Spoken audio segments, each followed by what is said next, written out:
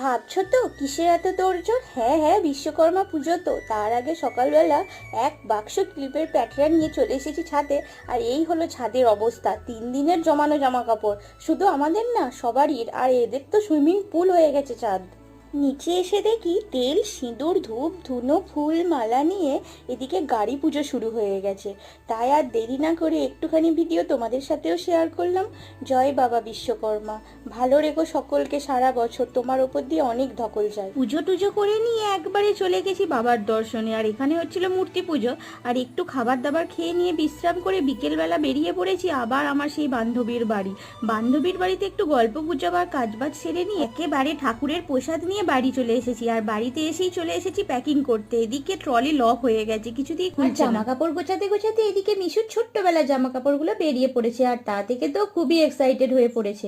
তোমরা কিন্তু সাবস্ক্রাইব করো, একদমই কিপটেমি